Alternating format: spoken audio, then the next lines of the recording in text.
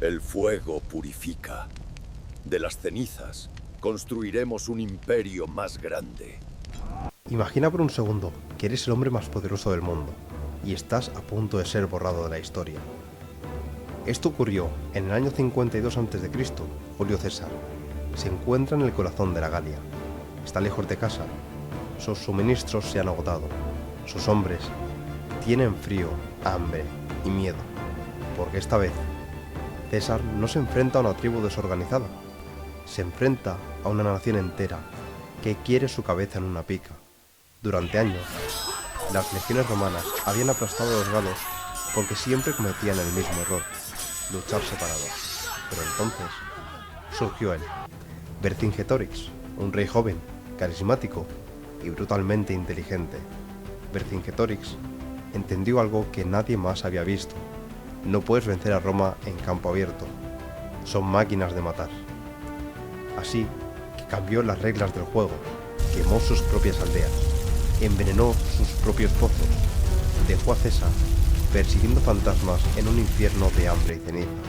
Cansado de jugar al gado y al ratón, Vercingetorix lleva a sus 80.000 mejores guerreros a una posición inexpugnable.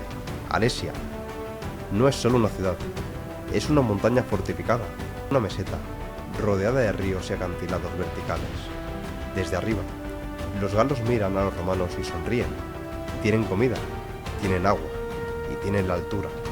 El plan de Vercingetorix era perfecto: atraer a César a las murallas y ver cómo las legiones romanas se estrellaban contra la roca una y otra vez hasta morir.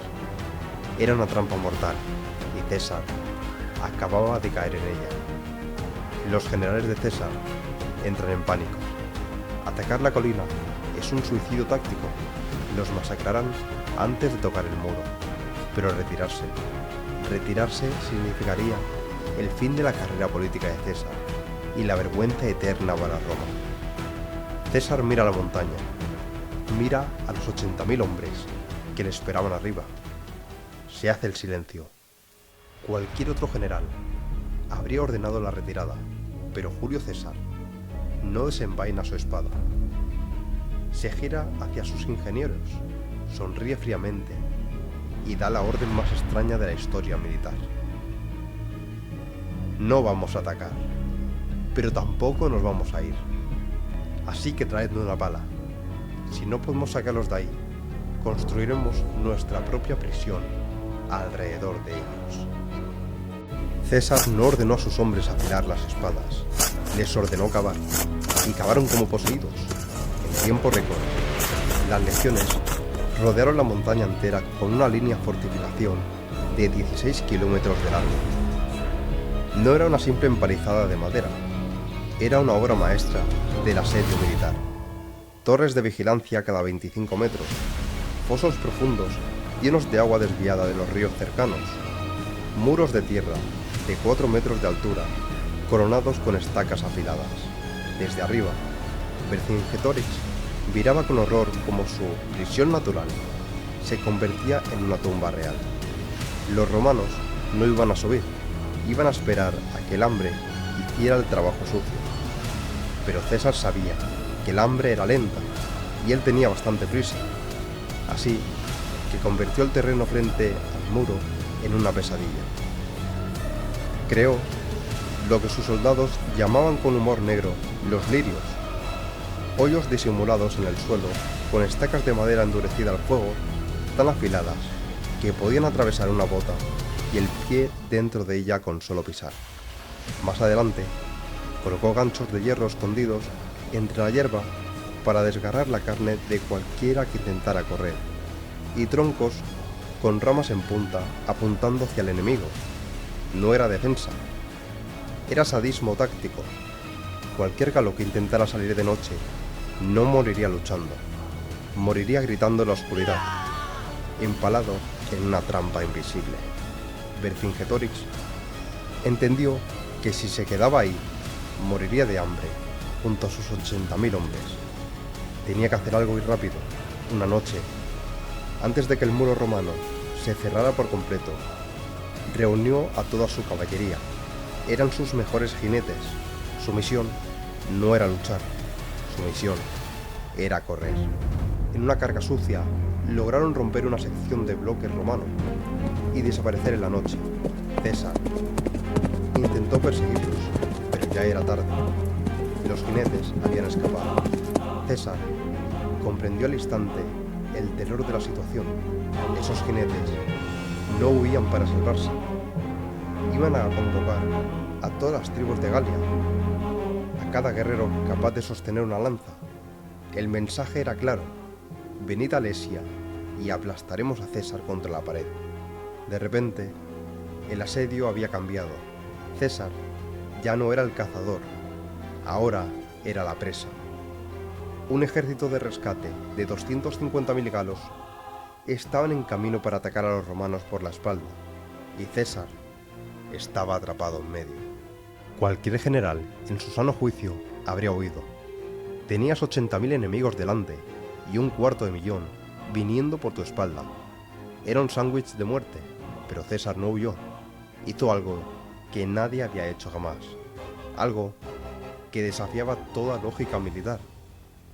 Llamó a sus ingenieros y les dio una orden que parecía imposible: construid otro muro, pero esta vez mirando hacia afuera. Si el primer muro era para que Vercingetorix no saliera, el segundo muro sería para que nadie entrara.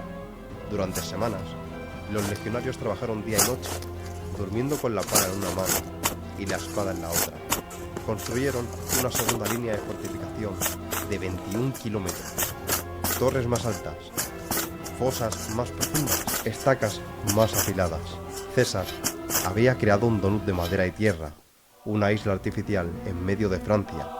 Dentro de ese anillo, atrapados entre los dos muros, vivían 50.000 romanos. A un lado, la furia de Vercingetorix; al otro, el horizonte vacío, esperando a que apareciera la tormenta. Mientras tanto, dentro de Alesia, la situación era desesperada. La comida se había acabado. Vercingetorix, el héroe de Galia, tuvo que tomar una decisión terrible para salvar a sus mejores guerreros. Ordenó expulsar de la ciudad a todas las bocas inútiles: mujeres, ancianos, niños, enfermos, los mandubios, los habitantes originales de la ciudad. Miles de civiles salieron de las puertas de Alesia llorando, caminando hacia el muro romano. Pensaban que César, siendo un hombre civilizado, los dejaría pasar o los tomaría como esclavos y les daría de comer. Llegaron al muro romano y suplicaron pan, suplicaron clemencia, pero César miró desde su torre y negó con la cabeza. No tenía comida ni para sus propios hombres. Si los dejaba pasar, su ejército moriría de hambre. Si los alimentaba, perdería. Así que dio la orden: nadie pasa. Vercingetorix no les dejaba volver a entrar. César no les dejó salir. Y así, ante los ojos de sus maridos y padres, y ante los ojos de los romanos, miles de mujeres y niños murieron de hambre y sed en la tierra de nadie, atrapados entre los dos ejércitos. El silencio de los muertos duró poco, porque cuando el último llanto se apagó, el suelo empezó a temblar. No era un terremoto. En el horizonte, una línea negra cubrió el sol. 250.000 guerreros galos acababan de llegar. El asedio había terminado. La batalla por la supervivencia había comenzado. El ataque no empezó como una orden, sino como un grito que hizo temblar el suelo. Desde el exterior, 250.000 galos se lanzaron contra el muro romano como una marea humana. Al mismo tiempo, desde dentro, Vercingetorix abrió las puertas y ordenó a sus 80.000 hombres atacar la pared interior. Los romanos estaban atrapados. Luchaban espalda contra espalda. Por un lado, rechazaban escaleras y lanzas. Por el otro, esquivaban flechas y piedras. No había descanso, no había relevos, solo sangre, barro y el sonido ensordecedor de 300.000 hombres intentando matarte a la vez. La defensa romana aguantó durante horas, hasta que los galos encontraron el fallo. Había una colina al norte que los ingenieros de César no habían podido fortificar del todo. era el punto débil, y los galos lanzaron allí a 60.000 de sus mejores guerreros. La línea romana empezó a ceder. Los legionarios, agotados tras días sin dormir, empezaron a retroceder. El pánico se extendió como la pólvora. Si ese muro caía, César estaba muerto. Los centuriones gritaban órdenes que nadie escuchaba. El águila de la legión temblaba. Roma estaba a segundos de ser aniquilada. Entonces, en medio del humo y el caos, ocurrió el momento que definiría la historia. Julio César, viendo que sus líneas se rompían, hizo algo suicida. No buscó un caballo para huir, buscó su capa. Se puso su paludamentum, una capa de color rojo sangre brillante, reservada solo para los generales supremos, un color que se veía a kilómetros de distancia. Era una diana humana. Desenvainó su espada, agarró un escudo de un soldado muerto y se lanzó corriendo hacia la brecha, gritando el nombre de sus centuriones uno por uno.